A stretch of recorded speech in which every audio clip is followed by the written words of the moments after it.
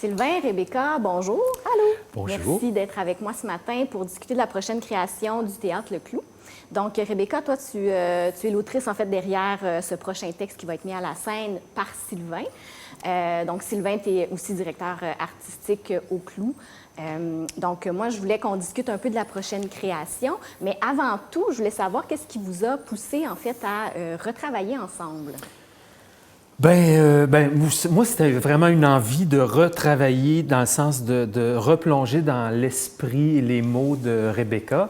J'adore ce qu'elle écrit, j'ai toujours aimé ça, j'ai lu plein de ses choses avant, même William, puis tout ça.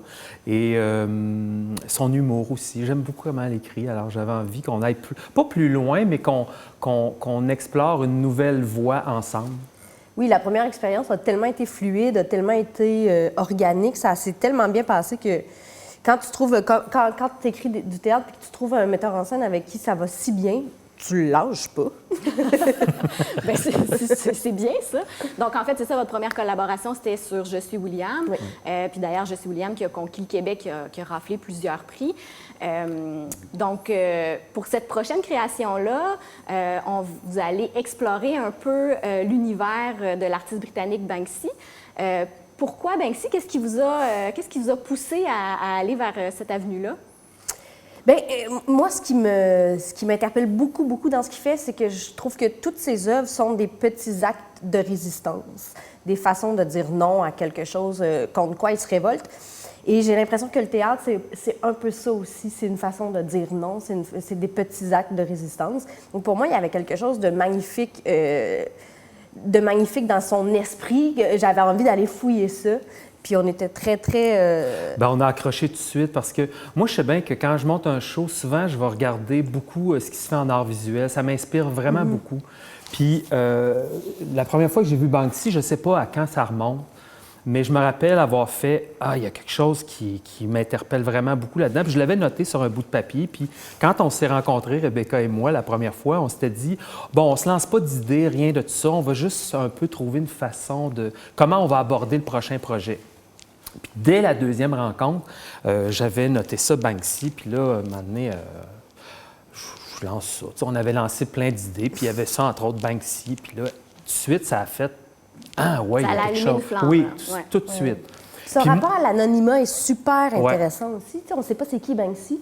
Donc, cette question-là de qui est Banksy est hyper théâtrale, dramaturgiquement. Il y a de la matière là aussi. Oui, puis moi, ce que je trouve bien, bien fort dans Banksy, c'est que quand tu regardes une œuvre de Banksy, bien, on ne peut pas appeler ça une œuvre parce que lui, il ne veut pas qu'on appelle ça une œuvre, un graphe, mettons. Quand tu vois un graphe de Banksy, tu comprends de quoi il s'agit. Puis pour moi, il y a quelque chose de bien...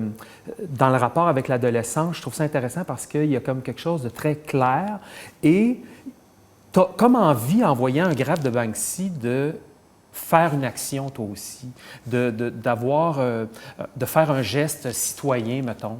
Tu as envie de participer à ça, tu as envie de changer des choses. Puis c'est un peu ça aussi, l'adolescence, c'est avoir envie de bousculer des idées reçues, questionner des choses, tout ça. Fait que je trouvais qu'il y avait un lien là, qui pouvait être intéressant à explorer. Mais justement, pour le bénéfice de tout le monde, en fait, c'est pas tout le monde qui est familier avec justement les œuvres, oui, les mais on graphes peut dire de les Banksy. œuvres, ben oui. Donc, on va aller voir une petite vidéo pour présenter un peu c'est qui le personnage puis qu'est-ce qu'il revendique avec ses messages.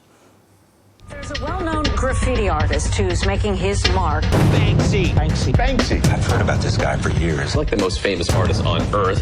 He's anonymous in the age where it's nearly impossible to be anonymous. Banksy managed to create this huge installation on the Lower East Side without anyone seeing him.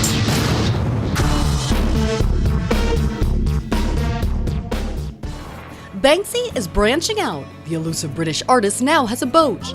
Rescue ships like the Louise Michel intercept those refugee boats and bring their passengers to safer craft. And it's on the lookout for people fleeing North Africa for Europe. The 2014 war between Hamas and Israel left parts of Gaza in ruins, and much of it still needs rebuilding.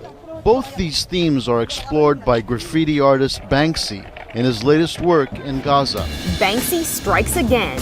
This time he took his meaningful art to the subway system to encourage people to wear face masks to help stem the spread of the coronavirus.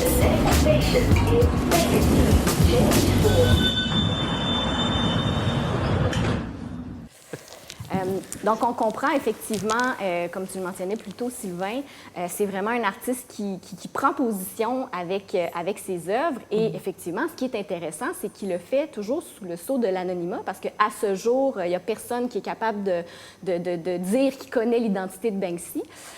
Donc, moi, ça me fait quand même me poser comme question, comment on écrit une pièce sur ou se basant sur quelqu'un qu'on ne connaît pas, en fait?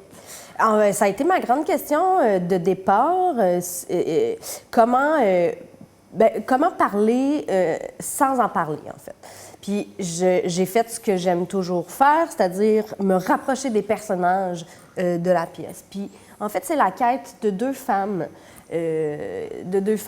Qui partent à la quête. En fait, il y a l'histoire d'une femme qui est convaincue que son fils est Banksy, que Banksy est son fils, et d'une jeune fille qui est convaincue que son père est Banksy. Puis en fait, ces deux femmes-là cherchent à se réconcilier avec quelque chose à l'intérieur d'elles. Donc pour moi, c'est vraiment comme ça que j'ai trouvé mon chemin, c'est en me rapprochant des personnages. Sinon, c'est tellement vaste comme sujet qu'il faut vraiment, je pense, à chaque fois ça a été la même chose avec Je suis William, mais c'est de trouver mon chemin à moi de connexion. Donc voilà, c'est comme ça qu'on arrive à parler de cet artiste qui est incroyable, mais c'est qu'est-ce qu'il y a comme impact aussi sur les êtres humains qui reçoivent ce que lui fait. C'est comme ça qu'on l'aborde. La trace qu'il laisse. Parce que on ne trouvait pas ça intéressant nécessairement de raconter l'histoire de Banksy. On ne la sait pas. On pourrait l'inventer, on l'a déjà fait. Mais c'était comme plus intéressant, je trouve, plus inspirant d'aller vers les personnages de ses œuvres. Puis on va en retrouver dans le spectacle de ces personnages-là qui vont s'exprimer, qui vont parler, qui vont chanter. Oui. OK. Puis justement, donc au niveau thématique, parce que là, tu parlais qu'il y a deux personnages féminins qui pensent qu'un membre de leur famille pourrait être Banksy. Donc, on tourne autour de quelle thématique? C'est une quête identitaire, clairement. Et c'est de trouver, en fait, pour le personnage de l'adolescente, c'est de trouver sa façon à elle de résister, sa façon à elle de prendre position, sa façon à elle de laisser sa marque. Pour moi, c'est vraiment une pièce sur une quête identitaire.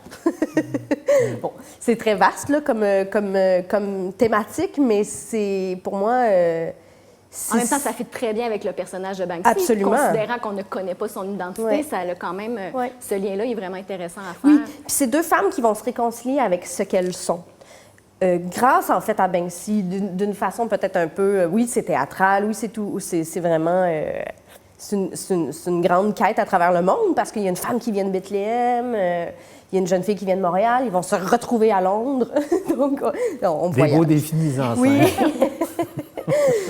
D'ailleurs, parlant de mise en scène, on peut s'attendre à quoi avec ce spectacle-là? Est-ce qu'on tourne toujours autour du théâtre musical? Oui, absolument. C'est quelque chose sur lequel je veux continuer à travailler. D'ailleurs, c'est avec les mêmes concepteurs, c'est-à-dire les mêmes deux compositeurs, entre autres, Benoît Landry et Chloé Lacasse, qui vont faire les musiques originales. Mais oui, il va y avoir un musicien sur scène, les trois comédiens, dans une facture assez, je dirais, contemporaine. On n'a comme pas le choix dans le sens où on parle de Banksy, c'est quelqu'un qui est vivant, qui vit en Angleterre. Puis l'Angleterre est assez audacieuse à plusieurs égards, que ce soit au niveau de l'art visuel, de la musique. Fait que ça, j'ai envie beaucoup de m'inspirer de ces courants-là.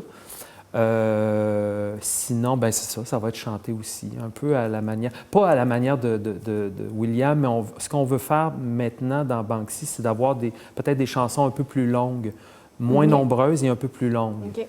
Fait que c'est un peu... donc ça va être traité un petit peu différemment de ce qu'on connaît là, avec William. Ouais. Donc, je comprends que vous êtes au début, en fait, du processus de création. Je pense qu'il y a plusieurs étapes de création qui sont prévues pour la saison 2021. C'est un spectacle qui s'adresse aux 10 ans et plus. 10 ans et plus. Oui, encore, parfait. Et si ma mémoire est bonne, ça va être disponible à la tournée au Québec en janvier 2022. Exactement. Super. Bien, je vous remercie beaucoup d'avoir pris le temps de discuter avec moi ce matin. Je vous souhaite une super belle création. Merci.